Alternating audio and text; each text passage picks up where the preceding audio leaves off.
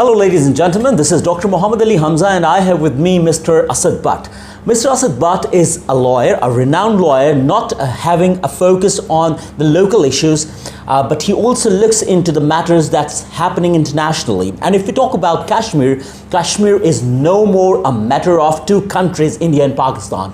Kashmir was never a matter of two countries. It was always an international issue which has been brought down to a bilateral issue by India.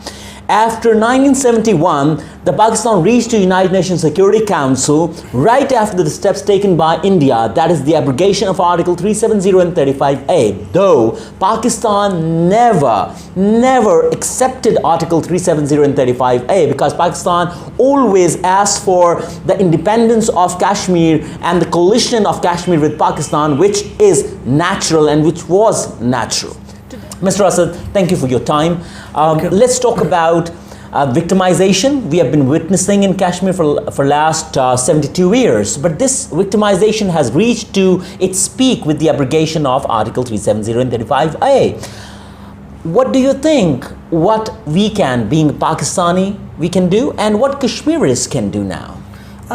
First of all, as you mentioned that it's a very important issue not only between the two countries, but also regarding the other stakeholders who are having interest regarding the trades, other financial issues in both the countries. So this is the time they should plunge in this issue and try to resolve, as we can see that on account of this issue, that CPAC matter is also going to be disturbed, and that is the reason the China took a step on the request of the Pakistan to take this issue to the National Security Council, because China was the permanent member and that was only legally authorized to take this issue before the concerned authorities.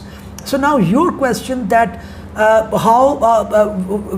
what options are available for both Pakistan and India. For Pakistan, I think India has used its option. I mean, they have played their cards now. Yeah, they had, but that was actually in violation of the international rules and regulation, because there were so many resolutions by the United Nations at that times that this is a declared disputed issue between the two countries. So Pakistan was not there to accept the 370 and 35A even before that, because our position is entirely different. You know, we take Kashmir as a part of Pakistan. A part of Pakistan, and we believe that this is the right of the Kashmiri people to use their right to plebiscite to decide whether they want to get independence, whether they want to become with the Pakistan. So, actually, we were talking about options. India has used this option. Modi in the government, using Hindutva as a concept. They've been trying to just spread out the Hindutva movement into Kashmir. But what Kashmiris can do now?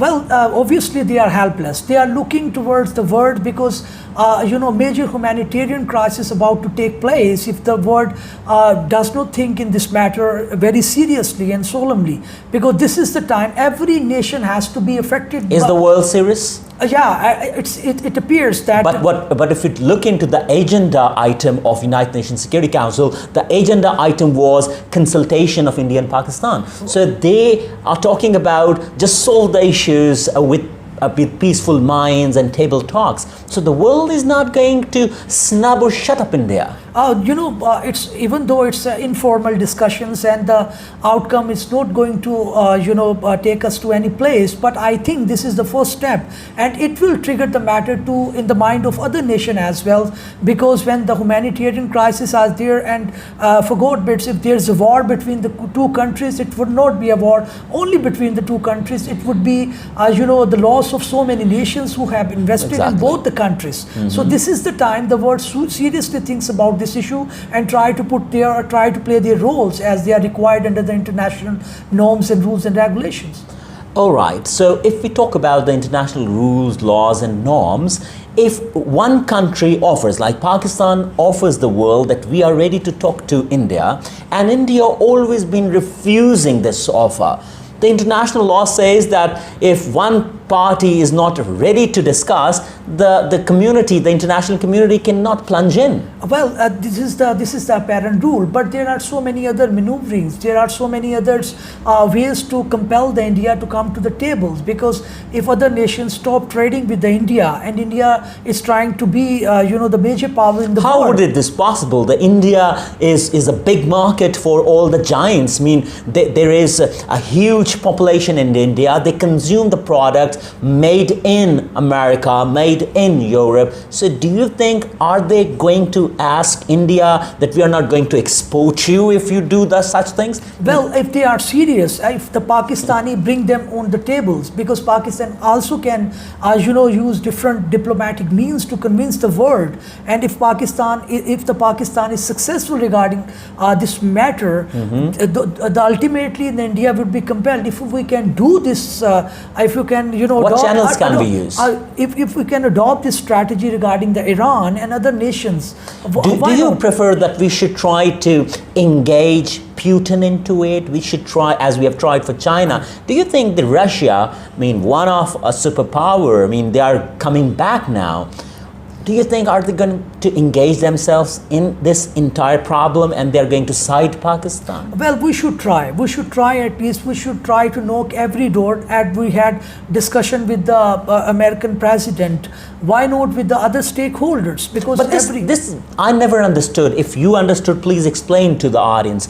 It's a couple of days back, Trump says, I am ready to mediate. Right after a couple of days, the Modi government refused it, and they said that Modi never asked Trump to indulge into this matter. And right after a couple of more days, they just abrogated the law. And you know what they claim today is, and you must have listened to it, Modi on the 15th of August, he was on the Lal Killa, said that in a couple of months, we have repealed 73 laws. Those were against India, and abrogation of 370 and 35A is one of them. So they are not on defensive mode at all. They are not, but we need to make our efforts, because war is not the solution for any countries.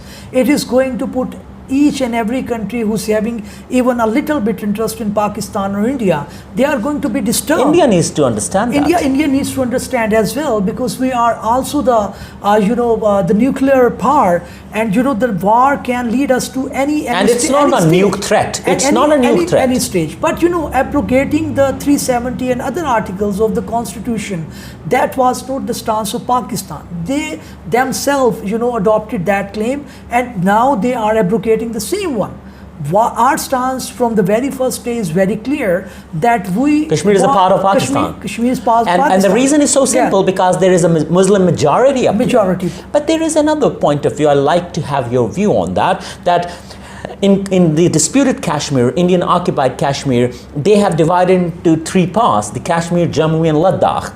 According to the last census, the highest majority of the Muslims is in Kashmir. In Ladakh, the Buddhists in the high majority. In the Jammu, Hindus are in a higher majority. Do you think that probably somewhere they're planning to give Kashmir to Pakistan and keep Jammu and Ladakh with India? Well, that was one of the ideas and notions which were being discussed at that time. But now the situation is entirely different. They have actually, put a curfew on the whole locality, and they are, violating the fundamental right of the Kashmir. Exactly. So first we need to resolve the humanitarian crisis.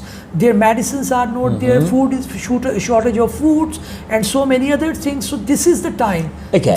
First we go towards that. The human rights things. And we have to raise them, we have to talk about them, and we can see that around the world, all communities, if we talk about Sikhs, if we talk about Christians, Muslims indeed, they are against the inhuman behavior of India that's been adopted for last 2 weeks. Yeah, that's right. And you might have seen so many protests even outside the embassies of UK, Indian Embassy UK. Exactly. And you might have seen so many other, protests all over the world. The peoples who are not directly concerned with that. I've just gone through the news. The Indian media has just declared that from the coming Monday, they are going to open the schools. The curfew will be no more there. The siege will be over. If they do it, if the phone services are on, internet is on, the schools are on in Kashmir, open, the Kashmir issue is gone? No, it will not be gone. But you know, there are a two-pronged strategy. One of them is to resolve the humanitarian crisis, and then resolve the ultimate issue, which is between the Pakistan and India. So I believe that after lifting all these curfew and things like that, the issue will remain, because they are now, the India has planned now to send so many people in the disputed territory to acquire the land, because now legally they can purchase the land. So there would be United Nations Security Council is going to be helpless, crippled? Yes, they are. They're crippled? They are crippled apparently, but I think that we should Okay. keep knocking the door, so that we can make it noticed to the world at large. This is a crisis and it needs to be resolved, otherwise it's going to It's going to be it's going to turn into a huge problem. Yeah. We'll keep discussing Kashmir for Kashmiris, for Pakistan. We'll keep disclosing and revealing the Indian brutality to all of you. But at this moment, last question, and then we close this session. Do you think this move by India is just going to stop without giving freedom to Kashmiris, or it's going to not end till Kashmiris get freedom? Well, that's an indigenous movement. They will not stop. Kashmiri will not stop unless they are given a proper rights as any other nation of the world has. So India is in the presumptions that after making certain strategies and taking things right and left, they can get it resolved. They can nub this issue. But obviously it is not going to be nubbed, because the local peoples are very determined, and Yes. Pakistan is also concerned, and China and other nations are also concerned, because they know that if the war is between India and Pakistan there, they are about to lose. They're about to lose. Ladies and gentlemen, that's all for today. We close our session, this session on Kashmir, on this beautiful line, the world is your will. So the will of Kashmiris is not to go with India, but go with Pakistan. And this will happen one day. Thank you very much.